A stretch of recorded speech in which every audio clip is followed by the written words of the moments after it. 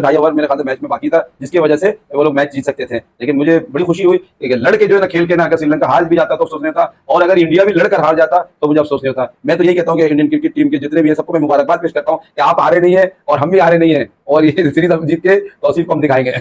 231 के टारगेट को देखा जाए तो वो इतना ज्यादा टारगेट नहीं है इंडिया के लिए, लेकिन शुक्र है कि मैंने रोहित शर्मा का कहा था परफॉर्मेंस देगा, वो दिया भी है, और कप्तानी एज ए कैप्टन मैं कहता हूँ वाकई परफॉर्मेंस है। कोहली का सेंचुरी कहा था तो ठीक है, वो नहीं बोले कि 24 किया है, डबल फिगर में पहुंचा है, डबल फिगर में पहुंच गया है। तो आने वाले जो दो मैचेस जो है इंडिया वन करेगा, क्योंकि देखिए मुकाबला मेरा तौसीफ का था।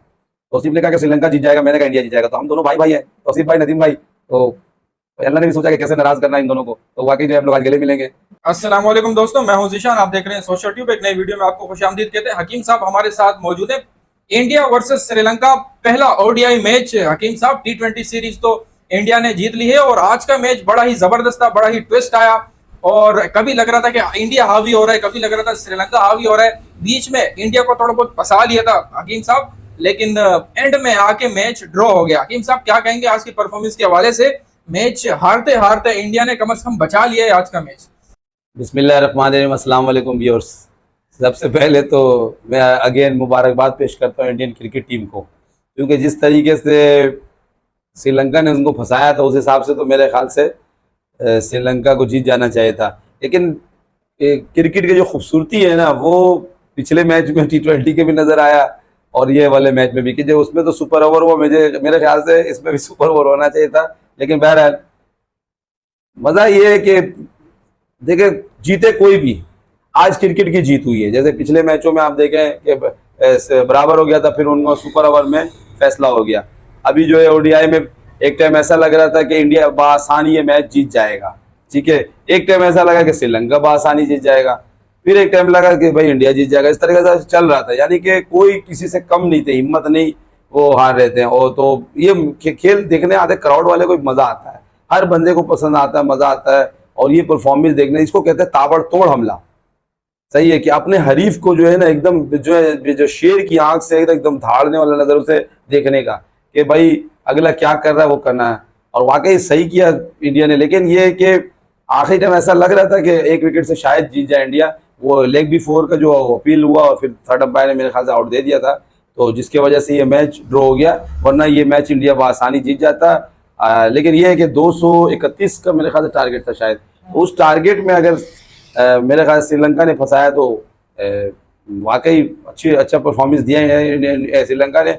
लेकिन ये है कि अल्लाह पाक कहाँ से सोचेंगे कि हकीम साहब को ये शिकस्त। तो मैंने क्लीन स्वीप का कहा है, तो ये टाई मैच का मतलब है कि ये अभी मैच हुआ नहीं है, सही है, या मुकाबला 0 है भाई, ना तुम आगे ना हम आगे। तो अब रह गया है मेरे ख्याल से 2 मैच, तो 2 मैचों में जो है अभी भी मैं कह रहा हूँ इंडिया भारी है, और मैच जो है सीरीज जीतेगा इंडिया, ये मैं आपको कंफर्म कह रहा हूँ। क्लीन स्वीप कर दो एक अलग बात है, लेकिन ये कि जो शरियार भाई बात करते हैं कि यार श्रीलंकन जो है बिल्कुल मतवाजन टीम है और वाकई टफ टाइम देने वाली है, तो वाकई नो डाउट कि उन्होंने दिया। यही चाहते हैं हम भी पाकिस्तानी टीम से कि भाई आप भी ऐसा करके हारें, ऐसा करके टाई करें, सुपर ओवर तक जाएं। मतलब अब अगर हम यूएसए के खिलाफ सुपर ओवर में जाएं तो फिर वो अजीब सी बात है। लेकिन यह है कि श्रीलंका और इंडिया का मैच मेरे ख्याल से एक ऐसा तो नहीं है कि पाकिस्तान इंडिया वाला मैच हो गया, बिल्कुल उसी हिसाब से लग रहा है कि मैच हो गया। आउटस्टैंडिंग परफॉर्मेंस श्रीलंका का मैं कहता हूँ कि अगर 231 के टारगेट को देखा जाए तो वो इतना ज़्यादा टारगेट नहीं है इंडिया के लिए। लेकिन शुक्र है कि मैंने रोहित शर्मा का कहा था परफॉर्मेंस देगा, वो दिया भी है, और कप्तानी एज ए कैप्टन मैं कहता हूँ वाकई परफॉर्मेंस है। कोहली का सेंचुरी कहा था तो ठीक है, वो नहीं बोले कि 24 किया है, डबल फिगर में पहुंचा है, डबल फिगर में पहुंच गया है। तो आने वाले जो 2 मैचेस जो है इंडिया वन करेगा, क्योंकि देखिए मुकाबला मेरा और तौसीफ का था। तौसीफ ने कहा कि श्रीलंका जीत जाएगा, मैंने कहा इंडिया जीत जाएगा, तो हम दोनों भाई भाई हैं, तौसीफ भाई नदीम भाई। तो अल्लाह ने भी सोचा कि कैसे नाराज करना इन दोनों को, तो वाकई जो है हम लोग आज गले मिलेंगे।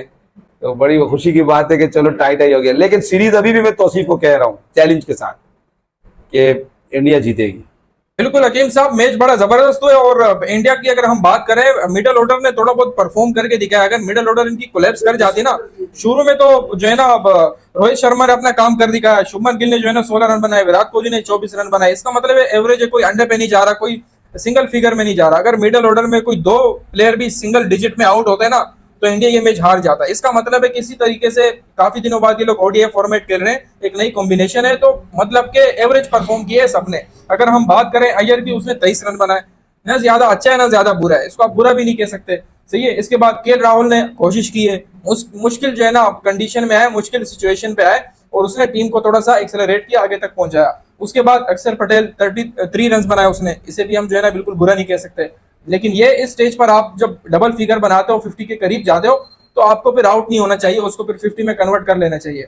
लेकिन खैर, और डुबे ने फिर जो है ना 25 रन बनाए, तो इसका मतलब है इसको हम कोलैप्स नहीं कह सकते, कहीं ना कहीं उन्होंने जो है ना अच्छी परफॉर्मेंस की है, इसी वजह से वो भारी भी बाजी जो है ना जीती है। तो हकीम साहब क्या कहेंगे आप? पाकिस्तान की जानिब से भी खबरें आ रही है, पहले आप इनके मिडिल ऑर्डर पे बात करें, उसके बाद पाकिस्तान से जो खबरें आ रही है, वकार यूनुस जो है ना ज्वाइन करेंगे, तो मोहसिन नकवी के जो है ना किरदार अदा करेंगे, क्योंकि मोहसिन नकवी जो है ना इंटीरियर मिनिस्टर भी है और उनके पास वो ओहदा भी है, पीसीबी का चेयरमैन का ओहदा भी है, तो बहुत ओहदे संभाले। उसने कहा चलो यार इसको हम रख लेते हैं वकार यूनुस को। तो क्या कहेंगे, पाकिस्तानी टीम के लिए कितना फायदेमंद साबित होगा और पाकिस्तान की टीम अब मजीद डूबेगी या मजीद उठेगी? पहले सवाल का आपका ये जवाब है कि 50 आपने कर लिया तो आउट होना कौन चाहता है। पहला सवाल तो ये बनता है कि आउट होना चाहता है कौन है। हो जाता है किसी ना किसी तरीके से, लेकिन रोहित शर्मा भी हमेशा चाहता है कि अपनी टीम को उसके रन से फायदा हो और वो सेंचुरी की तरफ जाए। ऐसे ही उसको नहीं कहते कि वर्ल्ड रिकॉर्ड होल्डर 264, तो मेरे ख्याल से नहीं चाहता था वो कि जल्दी आउट हो जाए। लेकिन चलो, दूसरी बात ये है कि आप इसका कह रहे हैं कि मिसाल के तौर पे मिडिल ऑर्डर का कोलैप्स का, तो नो डाउट के कोलैप्स नहीं कहेंगे। दूसरी बात, लड़के भी चेंज नजर आए हैं, आप देखें केएल राहुल वापस आया है, तो इस सब उनको संभलने में टाइम लगेगा। लेकिन मेरे हिसाब से श्रीलंका ने एक्स्ट्रा ऑर्डिनरी दिखाया है। अगर वो नहीं दिखाते, वो टीम एफर्ट्स नजर आए बॉलिंग बैटिंग फील्डिंग में, वरना अभी भी मेरे ख्याल से 2 से ढाई ओवर मेरे ख्याल से मैच में बाकी था, जिसकी वजह से वो लोग मैच जीत सकते थे। लेकिन मुझे बड़ी खुशी हुई कि लड़के जो है ना खेल के ना, अगर श्रीलंका हार भी जाता तो अफसोस नहीं होता, और अगर इंडिया भी लड़कर हार जाता तो मुझे अफसोस नहीं होता। मैं तो यही कहता हूं कि इंडियन क्रिकेट टीम के जितने भी हैं सबको मैं मुबारकबाद पेश करता हूं कि आप हारे नहीं हैं और हम भी हारे नहीं हैं, और ये सीरीज अब जीत के तौसीफ को हम दिखाएंगे। भाई वकार यूनुस के जो बात आपने कहा है, तो ये तो मिसाल वही है कि जब सारे कश्ती जला के आए तो वही वाला वकार यूनुस का है।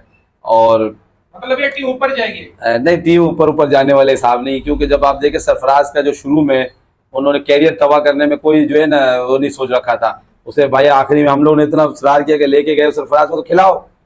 तो ये मुझे ये जो ना ये वकार यूनुस, इसके अंदर ना ये तासुब वाला हिसाब किताब नजर आता है। वकार यूनुस सही साबित नहीं हो रहा। सही साबित नहीं हो रहा। और आप देखें वसीम अकरम के साथ भी इसके साथ लगा हुआ था, तो ये हर के पीछे लगा रहता है, हर के पीछे नए टैलेंट सामने नहीं लाएगा। जो इसका पिट्ठू होगा, जो इसका चमचा होगा, उसी को चांस मिलेगा। यानी कि आप अगर कोई नए टैलेंट को देखना चाहते हैं, या कराची के हैदराबाद के टैलेंट हो तो खत्म ही हो गया, वो तो आप भूल जाए जो दिखाएंगे। अब रह गया दूसरे जगह का, तो वो भी समझ ले। मुझे तो वैसा भी लग रहा है कि खैबर पख्तूनख्वा के लड़कों को पता नहीं चांस मिलेगा भी कि नहीं मिलेगा। ये तो पूरा मतलब ये वो लड़कों को लाएगा जो इसको जेब में माल भरेगा, क्योंकि पीएसएल में भी आप इसको देखें ना, ये वकार यूनुस को तो जान छुड़ाया गया था। वकार यूनुस से तो जान छुड़ाया था कि भाई खुदा के लिए तुम जो है ना जाओ, इसने इस्तीफा दिया, खुद भी दिया था कि आज के बाद मैं इससे नहीं बनूंगा पीसीबी का और टीम का। तो लालच तो बुरी बला है ना, आपको पता है। तो इसको अब लालच आ गया, बोला लोग भूल गए, लेकिन लोग भूल गए नहीं, तो गंदे अंडे और गंदे टमाटर से उसको मारेंगे अगर जिस तरह के हालात चल रहे हैं। जो भी एक्सपेरिमेंट करता है वो टीम ऊपर जाती है, हम जो भी एक्सपेरिमेंट करते हैं टीम नीचे जाती है। वो आपने बिल्कुल सही कहा है कि काला जादू किया हुआ? नहीं, काला जादू नहीं। अब हम अच्छा खेले नहीं तो बोलते काला जादू का, कोई गलत बात है। और दूसरी बात, आप देखें इंडियन क्रिकेट टीम भी गौतम गंभीर का जैसे थोड़ा सा बेहतर नहीं है मेरे हिसाब से। एज ए राहुल द्रविड़ बेहतर था मेरे हिसाब से कोच। राहुल द्रविड़ को मैं मानता हूँ, जैसे गैरी क्रिस्टन हो गया, ये सब कोच सही थे। गौतम गंभीर ठीक है, उसका भी शुरू का मैच है, स्टार्टिंग देखेंगे आगे चल के, लड़के भी चेंज हो रहे हैं। लेकिन मेरे हिसाब से एज ए कोच भारत के लिए जो है ना, राहुल द्रविड़ बेहतरीन कोच था। और वकार यूनुस तो भैया सिर्फ यही सब खिलाते रहे और यही करते रहे, तो मेरे ख्याल पीसीबी का चेयरमैन बना रहे हैं शायद इसको। आप चेयरमैन असिस्टेंट ही बना रहे हैं किस्म में। तो मेरे हिसाब से बेहतर वही रमीज राजा जैसा बन जाएगा कि भाई हम बाबर आजम ही ओपनिंग करेगा और रिजवान करेगा। ये पूरी टीम को चेंज होना चाहिए था। और वकार यूनुस को क्यों बार बार चांस दे रहे भाई?